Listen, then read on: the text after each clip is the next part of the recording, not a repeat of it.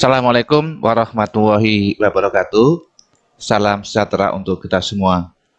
Anak-anak sekalian, selamat berjumpa kembali dalam video materi layanan bimbingan dan konseling. Kali ini Bapak menyampaikan bidang layanan karir dengan topik atau tema layanan kiat sukses berprestasi di sekolah. Setelah kalian menonton video ini, kalian diharapkan dapat pertama memahami pentingnya sukses berprestasi di sekolah, dan yang kedua memahami cara belajar yang baik untuk meraih prestasi. Untuk itu pastikan anak-anak sekalian bisa menyimak video ini dari awal hingga selesai sehingga kalian bisa memahami materi kiat sukses berprestasi di sekolah ini secara utuh. Baik anak-anak sekalian, pertama pentingnya sukses berprestasi di sekolah. Mengapa prestasi penting?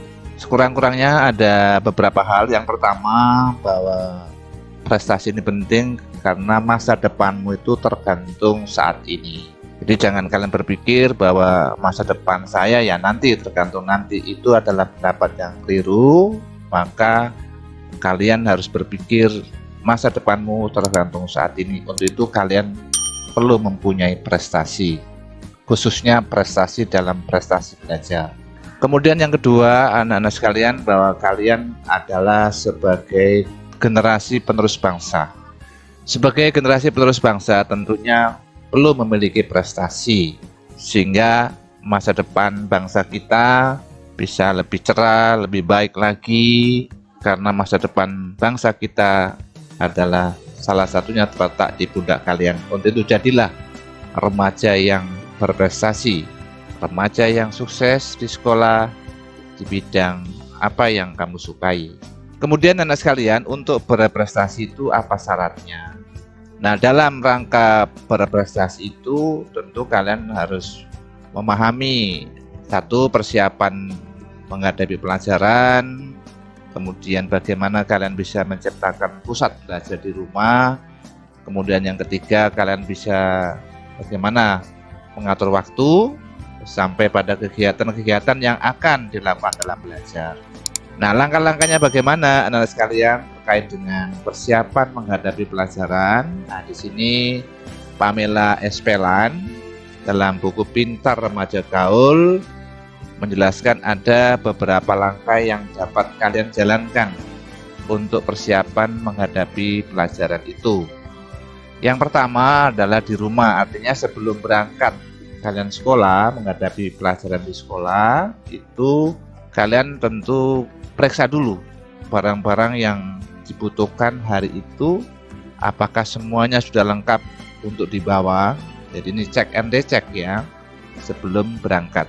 Kemudian di lokermu ya, di sini bila sekolahmu menyediakan loker untuk setiap siswa, sebelum masuk kelas, periksa dulu loker kalian, pastikan semua yang dibutuhkan sudah tersedia. Kemudian yang ketiga di kelas, sebelum keluar kelas, catat tugas-tugas yang diberikan dan apa yang harus kita lakukan. Kalau kita perlu bertanya atau memastikan petunjuk yang sudah diberikan guru, lakukan sebelum kalian keluar kelas. Kemudian yang keempat, kembali ke rumah, periksalah jadwal harianmu. Cobalah berpegang teguh pada jadwal itu, tetapilah komitmen belajar kita. Jika memungkinkan, kerjakan PR pada jam yang sama setiap hari. Kemudian di rumah, sebelum tidur, letakkan tas, alat tulis, buku, PR, tugas sekolah yang sudah ditandatangani, tugas-tugas khusus, dan apa saja yang dibutuhkan esok paginya di satu tempat lebih baik. Maksudnya, lebih baik kita meletakkannya di tempat yang sama setiap malam. Jadi di sini langkah-langkah ini perlu kalian perhatikan dalam rangka persiapan menghadapi pelajaran. Selanjutnya anak sekalian, cara atau tips belajar yang baik itu bagaimana? Atau cara belajar yang baik anak sekalian, perhatikan di sini. Pertama, tempat. Jadi berusahalah kalian menemukan tempat yang tenang dan bebas dari gangguan, suara telepon, TV, radio, video, games, dan lain sebagainya. Jadi kalian harus berupaya pilih tempat yang bisa kalian belajar yang bebas dari gangguan. Kemudian pencahayaan ya, diupayakan dalam belajar itu cukup cahaya sehingga terang, tidak redup, sehingga kalian dalam belajar lebih nyaman ya. Yang ketiga adalah tempat duduk.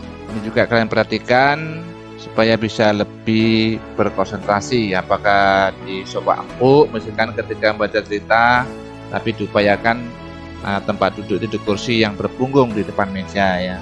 Kemudian yang keempat, keributan, artinya di sini cari tempat yang jauh dari keramaian.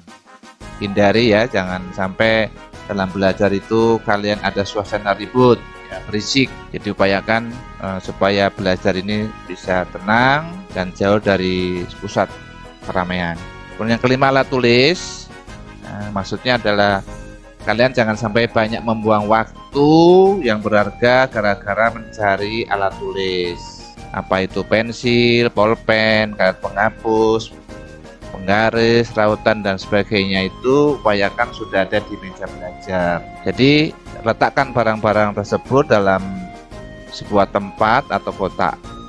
Jadi kalian jangan sampai terpancing emosi, marah-marah gara-gara mencari alat tulis. Nah, ini jangan sampai seperti itu. Jadi upayakan alat tulis itu ada tempat khusus ya, sehingga lebih efisien. Kita tidak perlu mencari-cari lagi. Kemudian komputer ya, sekarang laptop misalnya gitu. Jadi jika kalian beli komputer di rumah ya letakkan bukan di tempat belajar, melainkan di tempat umum. Yang maksudnya tempat umum artinya bisa anggota keluarga lain bisa menggunakan, sehingga bergantian. Tapi kalau sudah punya sendiri malah lebih bagus ya, laptop misalkan sekarang ini ya, itu lebih baik ya. Kalau nggak punya khusus sendiri ya tidak rame-rame ya, bagaimana diletakkan di luar tempat belajar sehingga keluarga yang lain bisa memakai, tinggal kita gantian dengan saudara-saudara yang lain bergantian. Tapi kalau punya sendiri ya lebih bagus, tidak mengganggu yang lain. Kemudian tempat menyimpan tugas berjangka panjang. Nah, tugas-tugas di sekolah ini, sebagian tugas dari sekolah bisa menghabiskan waktu berminggu-minggu atau berbulan-bulan untuk diselesaikan. Nah, dalam merencanakan tugas berjangka panjang, pikirkan pula cara menata bahan-bahan yang dibutuhkan untuk tugas tersebut. Mungkin Anda perlu tempat penyimpanan, bisa berupa keranjang plastik atau kardus untuk meletakkan barang-barang.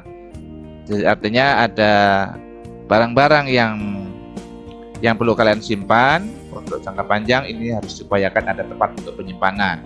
Kemudian rujukan ya, maksudnya buatlah perpustakaan kecil yang berisi kamus, ensiklopedia, buku-buku pelajaran yang sudah lalu, biografi tokoh dan lain sebagainya. Ini artinya kalian punya rujukan lain ya, maksudnya tidak hanya buku paket yang ada, tapi kalian punya rujukan lain ya, semacam perpustakaan kecil. Kemudian tidak lupa juga ada papan tempel ya. Papan tempel ini seperti mading yang bisa kalian dibuat seperti gabus, karton atau triplek untuk menempel kalender, catatan penting maupun petunjuk untuk mengerjakan tugas khusus. Nah, jadi itulah anak sekalian beberapa tips ya, kurang lebih ada 9 ini bisa kalian terapkan bagaimana kalian bisa belajar dengan baik.